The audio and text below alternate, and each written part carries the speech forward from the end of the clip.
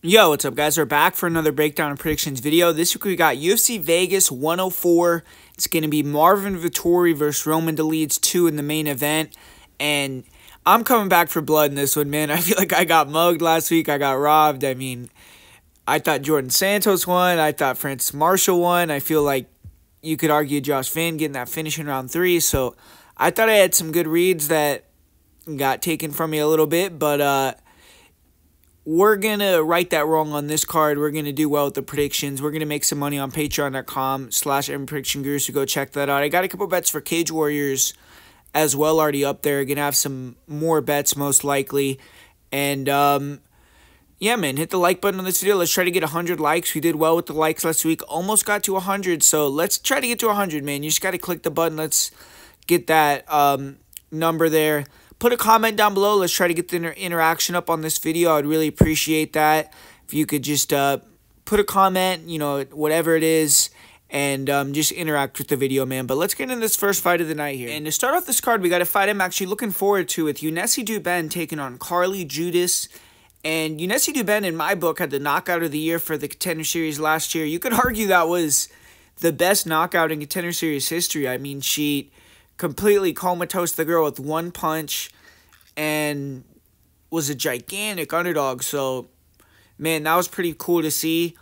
And we didn't see her in the cage for much time, obviously, but there's no way she wasn't walking away with the contract after that performance. That made Douben 6-0 with 6 finishes, and she hasn't been out of the first round since 2018. Her last 3 wins are all first-round stoppages, and all her wins, besides her win on the Contender Series, have been against 0-0 fighters. So there really isn't a lot to go off with Douben. I mean, clearly she is dangerous. Now she's moved and is training in the U.S. for this fight. I've seen her at Pound for Pound Muay Thai in Denver, where Rose Namajunas, Miranda Maverick, a couple other UFC fighters train. And she also was training over in Pittsburgh at a Gracie Academy. So she's getting the work in. And she has a lot to prove, but the momentum is building. And if she can win her UFC debut, the sky's the limit for her and what she can get going here in this run. And Carly Judas, she has her back against the wall here. She's 0-1 in the UFC. She also lost on the Contender Series. So right now she's on a 2-fight losing streak. Both of those losses were split decisions. They were really competitive fights. Judas just got the short end of the stick on the scorecard. And prior to that Contender Series fight, she was 3-0 with 3 first-round stoppages. So kind of similar to Younessi Douben. I mean, I guess you could argue that we've seen her now in a couple 5-round fights where she has been able to keep the gas tank, but all her wins are also first-round stoppages. And she was originally training to fight Juliana Miller February 15th, but Miller pulled out of that fight, and then she got booked a month later against someone that has a totally different style. So we'll see if that affects her positively or negatively. I mean, maybe we'll see Judas pull out some grappling if she was training that hard for the Juliana Miller fight. But Douben, she has a narrow-bladed stance. She has a really good lead leg. She uses it like a jab, great side kicks, body head, and her leg kicks are nasty too. She'll attack low a lot and then ultimately use that to go to the head. She'll throw big round kicks, spin kicks to the head. She has fast hands as well. Her jab is good. She'll throw some 1-2s, 3-2s. Her patented overhand, which knocked out Shannon Clark. And she's a heavy hitter. I mean, she was landing punches moving backwards versus Clark and still hurting her. And she's accurate. In the clinch, she seems to have good instincts as well. I saw her land good knees. She seems to be accurate with punches or kicks off the break. And her fight prior to going to the Contender Series, her opponent's corner threw in the towel, which was really strange, honestly. And I haven't seen many other of her fights, so it's hard to be super confident, but you know, she's evasive. She's going to be throwing power. It's scary to get in on her. And then she has high-level striking experience outside of MMA with her Taekwondo and Wushu background. And her takedown defense, from what I saw, didn't look bad. She has a fast brawl. She looks athletic. She has good balance. And the one time I did see her get put on her back, she got up pretty quickly. So I think she could probably keep this a stand-up fight. Judas is more of a striker anyways. Cardio, complete unknown, obviously. And I don't know exactly how Dubin would handle a tough situation or adversity either. But Carly Judas, tough southpaw. She's tall, long, lanky, good kicker. Good body kicks, nice knees to the body. Good job pot-shotting with her hands, and then she can land some switch stance punch attacks. Good jab. She'll slip and rip with counter punches. On the inside, she has good elbows. And her head movement isn't the best, but it looks a little better versus Gabrielle Hernandez. Her kick defense, I mean, she tends to just eat kicks, which I think could be a problem in this fight. But she's proven to be someone who is very tough, has a chin cardio. She's landed over 165 significant strikes in both of her Contender Series fight and her UFC debut. So the volume is going to be there. And she's mixed in takedowns here and there in fights, but I don't see her coming in here with the primary game plan of wrestling. Maybe if she's being outclassed on the feet, she'll try to go that route, but I expect this to be more of a striking fight most likely. And one thing Judas has that we have seen is cardio, so I think she's going to look to want to extend this fight, but I don't understand the odds here. I mean, if Judas was someone that was very proven, like beaten anyone of note, or somebody that had good grappling, maybe I could understand why she would be such a significant favorite. But both these girls are more striking oriented. Dubin clearly is going to have good mojo coming in here, back in the same place where she got a huge knockout as an underdog. She's training with a really good camp in the U.S. where she's going to be at elevation, which can maybe kind of quell some of the worry you have with the cardio issues potentially. And she's proven she has knockout power against someone in Judas that gets hit quite often. So yeah, man, I'm going to go with the underdog here in Younessi Dubin and see if she can make it 2 wins in a row and kind of prove herself to be this level. With Carly Judas, I don't think she's proven much either in the sport, so I think the line is off, and because of that, I'm going to go with Dubin here. And in the next fight, we got a good old-fashioned favela throwdown. Josiane Nunes versus Priscila Cachoeira. I don't think there's going to be a lot of technique in this fight. These two girls are just pure brawlers. And Nunes, you know, shorter. She has that high guard. She tries to get on the inside. She'll go body head with the big hooks. And Cachoeira, I mean, she's just more throwing heat, uppercuts, big looping punches, and just trying to take your head off. And Cachoeira, to me, is more athletic and bigger, more powerful. I think this line should be flipped. I don't see Nunes. Maybe she could hold her against a cage, but I don't think she's going to be able to win a lot of these exchanges. I mean, she just doesn't have that technique to keep it long range, and anyone that wants to come in there and brawl with Cachoeira, I mean, good luck with that. And I don't see Nunes backing her up and being able to win off pressure like she has in a couple other fights. You know, what is she going to hit Cachoeira with that is going to really get her to move backwards? I mean, is she going to bring a knife in there? I don't know, man. I just feel like Cachoeira is probably going to be able to put that pressure on, win a lot of these exchanges, and if she can't potentially even knock out Nunes in the first round, at least kind of boss the fight and use her power to control the pace and win a decision. So I just got Cachoeira here. I think Zombie Girl is going to get this one done. And in the next fight, we got Daniel Barez. He's taking on Andre Lima. This is going to be in the flyweight division.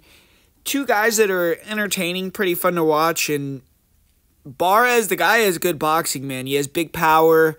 You see him coming in with that nasty lead hook. And I feel like on the feet it will be competitive because I do think Lima has more weapons.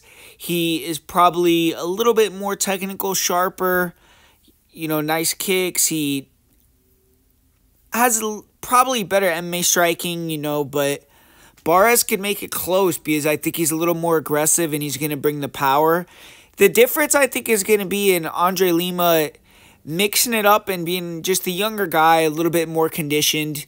You look at Daniel Barez, his fight on the Contender Series and his debut, he did have some issues getting taken down, and I think he could slow down. Last fight we saw, Andre Lima did show that he has that element. He can clinch you, he can put you on your back, and I kind of see this as more of, when you look at the odds, I think that Barez has the value at plus 285, but I don't want to pick against Lima here. I think that Lima is going to more than likely be able to get this one done. I could see him getting a finish if Barez gasses out, similarly to his debut, or just another decision win for Lima. I just think he's going to be able to mix it up and get the better of Barez just by being a more complete fighter and the younger, more in-prime guy. But I do think Barez, if he can get on the inside and defend the takedowns and make it a stand-up only fight,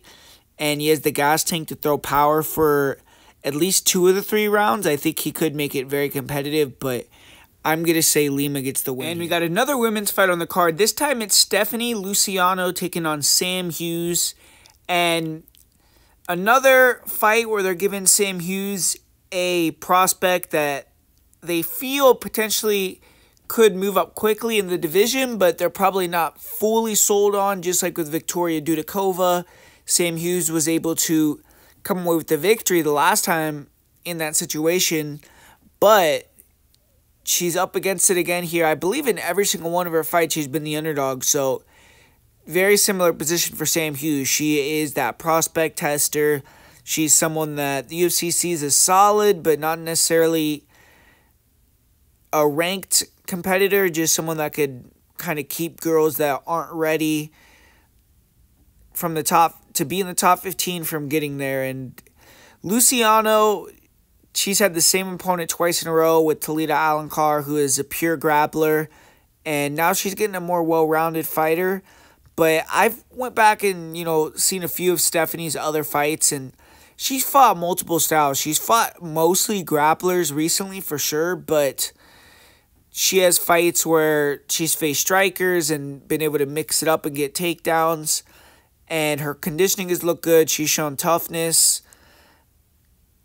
I think on the feet, her speed is going to be a pretty big advantage for her. I think she's going to be able to use the lead hand to keep the range fairly well and land early and often.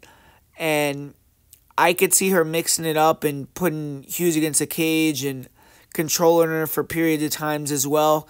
Hughes is kind of just very solid all around, and I think Hughes could be scrappy in a striking fight and make it close, but I just think she's going to be a step behind the whole time. And Luciano is someone that I don't think is going to get tired like some of these other fighters that Hughes has been able to beat. The primary reason why Hughes has won in the majority of her fights in the UFC is she presses on the gas, she keeps the pressure on you, and if you slow down a little bit, she is going to have the conditioning to take advantage of that and pick up the victory. But with Luciano, I don't see her getting tired necessarily, and I think she's going to be able to use her overall skill set, her size advantage, her athleticism and youth advantage, and get this decision win. And this next fight, this is an interesting one, man. We got Carlos Vera. He's taking on Josias Musasa. And this is the type of fight where it's like you kind of realize in a fight sometimes skills aren't everything. And this Musasa guy is a crazy athlete, super long, tall, rangy. He might not do the right things all the time, but he makes it work. He has that fighter's instinct and just deadly in there. He's very good at finishing. He showed in his last fight that he can go all 3 rounds pretty easily and not get tired. So that was something that there was a little bit of question marks about, because he had kind of ran through a lot of these lower level guys in his African regional scenes. But he showed that on the Contender Series. He can go 3 hard rounds, and on the feet, he's just going to be throwing wild strikes from different angles. He's going to be trying to catch you and knock you out with those long arms, and he'll mix in some kicks and some knees and things like that. His takedown defense and his get-up ability just looked really good in his Contender Series fight. And with Carlos Vera, you got a guy that's older. I think came to the UFC a little too late. And he is skilled, but he doesn't have that killer instinct. You could tell that he's kind of content to cruise to decisions and hang on the outside and have it be a 50-50 fight or a fight where he's losing. And on the feet, he has kind of that karate taekwondo style. He gets switch stance. He's evasive. He's not going to stand in front of you. He's a hard guy to hit. He's not going to take any crazy risks. Then he's going to look to get out of there clean. If you look at his career, he's had 26 fights, amateur and pro. He's never been knocked out. And on the ground, he doesn't really have good wrestling, so a lot of people take him down in their fights because he's frustrating to strike with because he's running a lot. And off of his back, he has good leg attacks, and he stays safe on bottom too. He's not easy to submit. He's not easy to just posture and ground and pound on because he will threaten and he will work back up to his feet. And he's going to be crafty in there, and he's going to be looking to finish and kind of be opportunistic and try to wait for you to make one mistake and then win off that mistake or lose the decision. So that's kind of the style Carlos Vera has. And I think that Musasa is just not going to engage in any of the jiu-jitsu. He's going to negate that with his athleticism advantage and probably strength advantage. And I think he's going to be the guy going forward, constantly pressuring. I don't think Vera is really going to take too many risks or open up too much to give himself a big chance to win.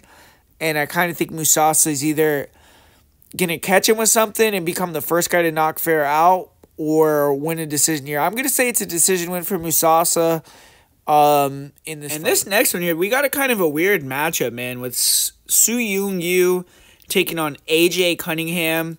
SuYoung You, he did get the win in his UFC debut. He was able to take down and control another opponent, and that's kind of his style, man. He's not necessarily the most dangerous guy, and even when he gets on top, he's not doing too much. I mean, he's just methodical. He's going to take what you give him. If you want to stay in your full guard and just kind of lay there, he'll just accept that and keep the position and win on points.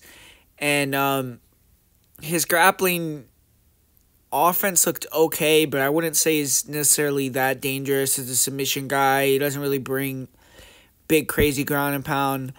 But on the feet, he stays economical. He moves around. He might time some okay punches, and then he's looking to find that level change opportunity, get the double leg, put you on your back, and secure that round. And I wouldn't say he's necessarily phenomenal with anything, and I don't know how good he's going to do at the bantamweight division in the UFC, but he's taken on one of the lower-level fighters in the organization with AJ Cunningham, and that's why he's such a massive favorite, even though I don't necessarily agree with that. Cunningham is a really tough guy that has won into fights and, proven that he could scrap and make it a war and come out the winner. And recently, though, he has been getting finished, which isn't a good look, obviously, but he's been fighting some really high-level opponents, and I think that this is a more appropriate matchup for him.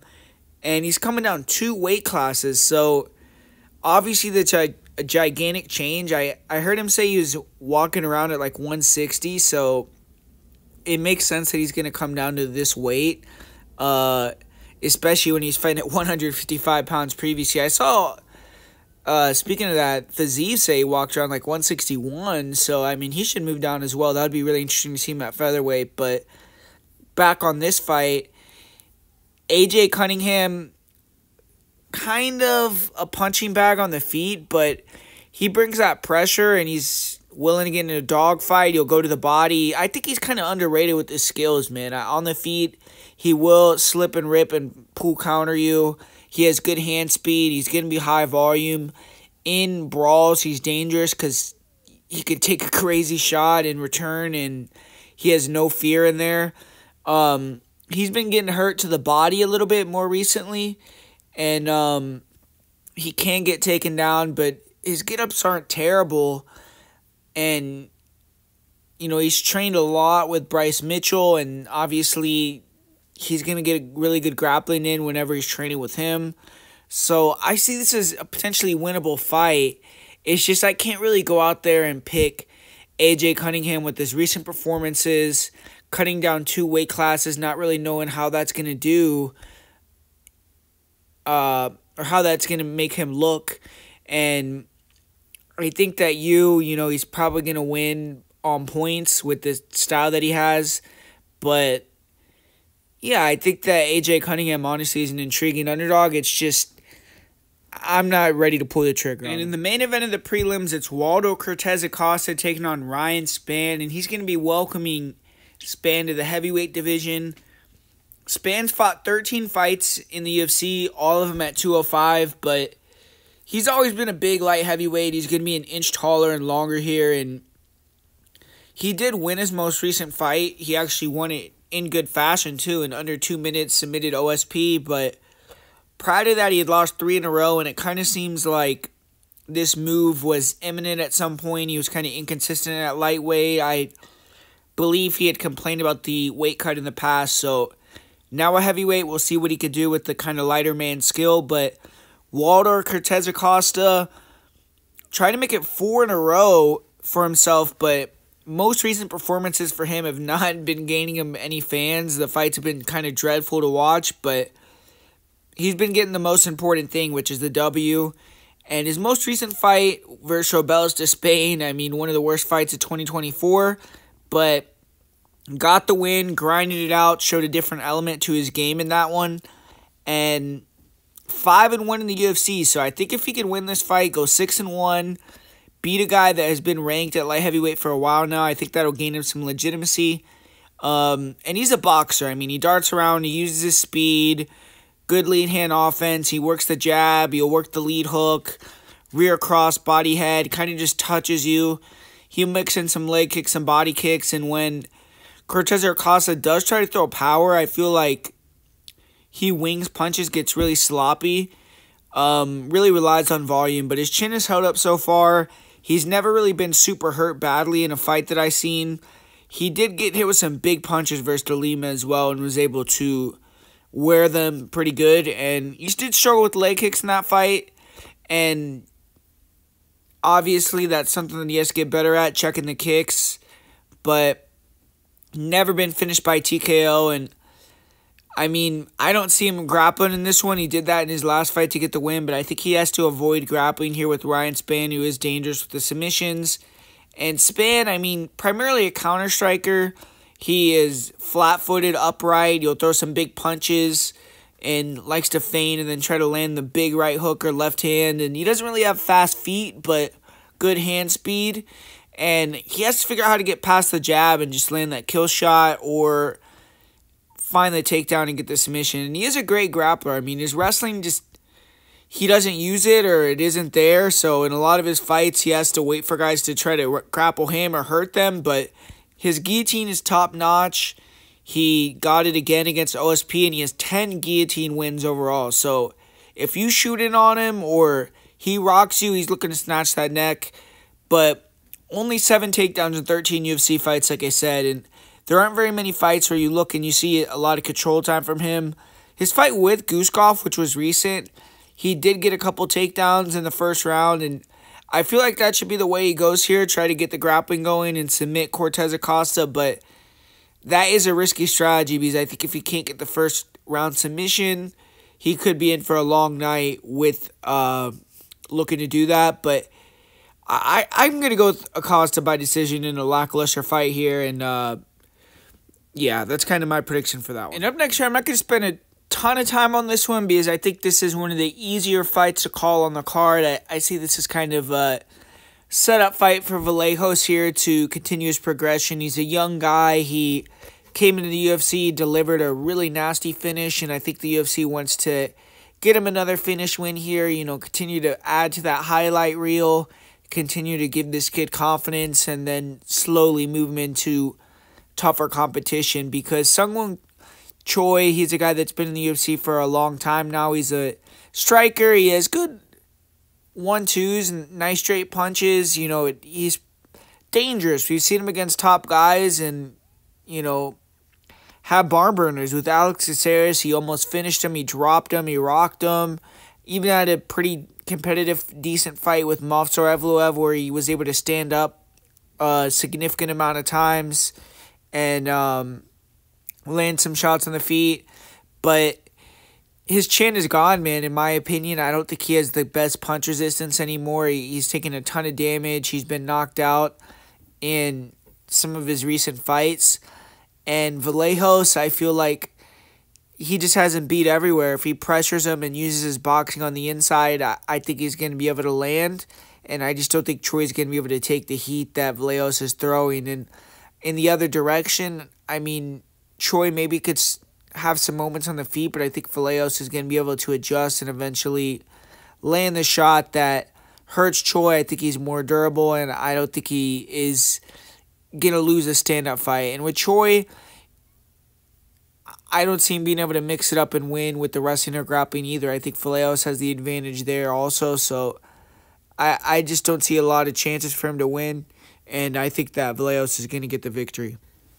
And this next fight, I don't really have a great read on this fight. This is kind of my least confident prediction on the card, I would say, or one of them, with Diyar and Nurgozhay taking on Brendson Ribeiro. I don't know what to think about this Nurgozhay guy because he definitely looks skilled. He's a good striker. That head kick was sick on Contender Series. But I feel like he's hittable. I think that the leg kicks could be there for Ribeiro.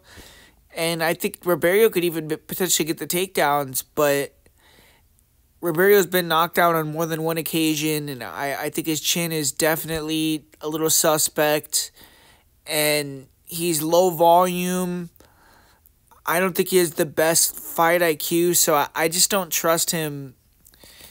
I picked him and bet him in his last fight versus Machado, and he just didn't really show me what I wanted to see to continue to be confident in him in the future. He kind of just like squeaked by and cruised in that fight. And this Nurgozhay guy does look like a pretty good striker, and he's I don't have a great read, but I'm gonna say Nurgozhay probably gets the knockout win here. Tell me what you guys think in the comments about this fight. Who you got? Are you guys confident, and why?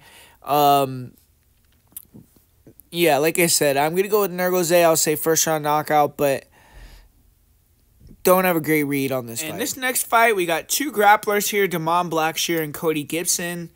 Two guys that are tall, long, rangy for the division, and they're both looking good as of late. They're both very solid fighters in the weight class.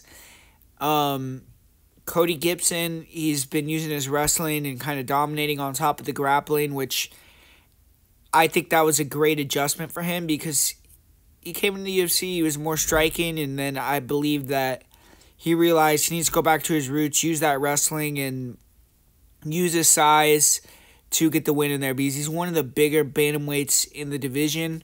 But Blackshear isn't a small guy either, and with Blackshear, I think he's the better wrestler, which I see as the difference in this fight. We just saw him fight Cody Stamen, who's another pretty solid wrestler, and Damon was able to take him down, take his back, and get that submission. And I feel like Blackshear has more of a dynamic grappling game with the submissions in comparison to Cody Gibson, and I just feel like he has the better wrestling. We saw when Cody Gibson was unable to get the takedowns versus Miles Johns, he started to get out-wrestled himself, and he got very tired. And I could see a similar scenario happening here. And on the feet, I think it'll be competitive, but I feel like Blackshear's going to land the harder shots, be a little bit faster, a little bit sharper with his defense, a little bit better footwork, movement.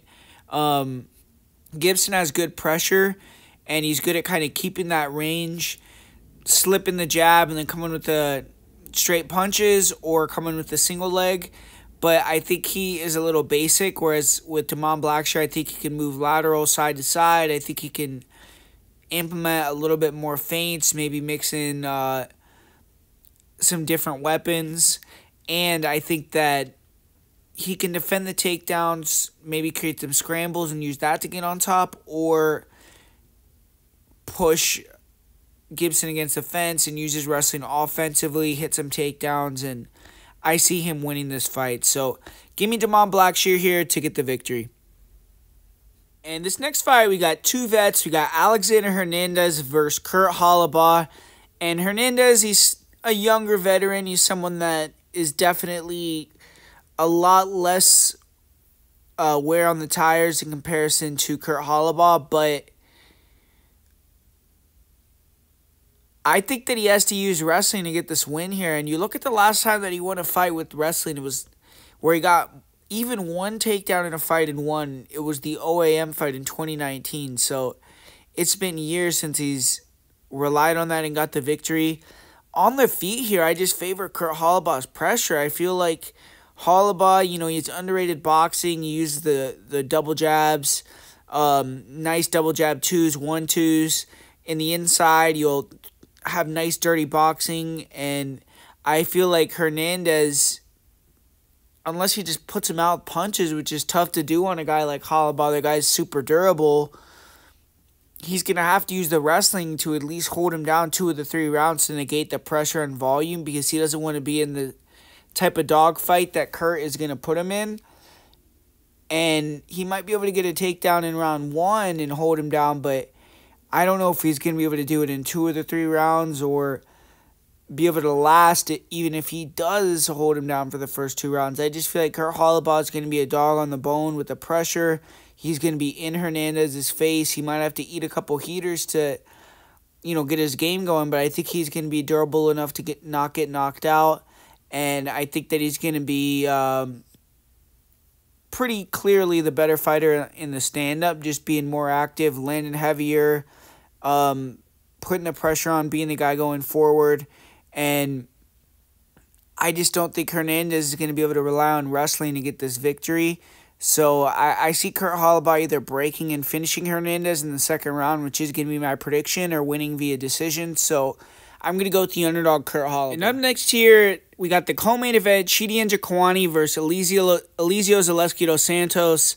And anytime you got Zaleski in there, you know it's going to be an entertaining fight. And Chidi and Njokuani come to do one thing, which is knock you out. So these guys are going to collide in the middle, and it's going to be really entertaining.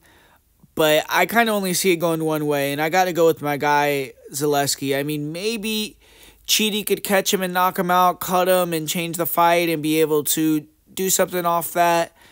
And Chidi's been able to do a good job since moving down to 170. He was able to implement the clinch, and I think he might try to do that again to slow this fight down. But we know what Zaleski's going to bring. The guy is older now, and he did struggle with the volume, or with the length of Randy Brown, which you could kind of say the same thing about Chidi. But he was able to get inside. He's able to get several takedowns. He's able to get the back at close to a couple rear naked chokes. And if he gets those positions versus Njokuani, I think he's finishing the submissions.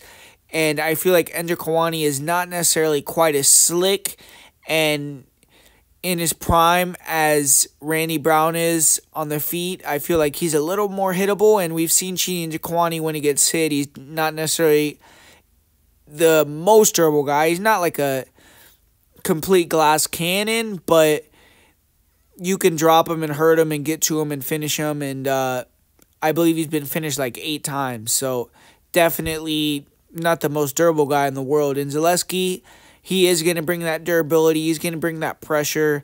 I think that he has multiple ways to win by forcing a brawl, landing, hurting, and finishing Chidi and Njokuani on the feet with the knockout or ground and pound, or taking him down and getting the back, getting a submission. And I think that Zaleski has the better conditioning. I think he is a little bit more of a fighter in terms of heart as well. And Chidi always brings that danger factor with the striking. And when you got a guy like Zaleski that has a lot of wear on the tires, that always is usually going to have to take a few shots and get into a war before he gets his style started, bad things could happen. But I think that Zaleski is going to be able to probably submit or take down and get Chidi in a submission in a position where he can't move and finish him off with punches. So I got Zaleski dos Santos winning this fight inside the distance. And finally, we got the main event. We got a rematch between Marvin Vettori and Roman Dolidze. And Marvin Vettori is making his comeback. He hasn't fought in nearly 2 years due to injuries. And he had a grudge match with Brendan Allen set up for April 6th. And after months of build-up, the only time we got to see the guys fight was at the casino. And Vettori suffered a freak accident in training. It forced this time off. I believe he disclosed now what the injury was, and it was a shoulder injury that was pretty bad. So he had to have surgery and repair quite a few issues with his shoulder. But he's still in the top 10, even though he hasn't won a fight in over 2 years. So even though he hasn't been on the winning side of things, hasn't had the momentum, he still is in a good position. And he's lost to most of the top guys ahead of him, and that's why he's taking this rematch against someone that he's already beaten. But if he wins this one, he'll be kind of back in the mix a little bit. And he left Vegas. He went out to Florida to train at American Top Team now. And 31 years old. So even though he's been fighting top 15 guys for almost 10 years, there is some wear on him. He's not an old guy. And Roman Dolidze, he's getting a third crack at breaking into the top 10. He had the opportunity to move in top 10 in 2023 and 2024, but lost the decisions to Marvin Vettori and Nasrina Mavov, and came back, got 2 wins last year at the end of the year over Kevin Holland and Anthony Smith. So now he is hoping to catch Marvin Vettori at the right time, break into the top 10. And the first time these two fought, Extreme Couture, I believe, kind of stayed out of it. Vettori trained at the PI, so he did have some guys who worked with Roman in his corner, but you didn't see Nick Sick or any of the main Extreme coaches in either fighter's corner. And Roman trained in Thailand for the first fight. Now, though, Roman has all of Marvin Vettori's old coaches on his side. He's going to be representing Extreme going into the cage. And Marvin, like I said, went to ATT to get new looks, which I think is smart, but Roman has a slight edge, I'd say, because his coaches know Marvin intimately.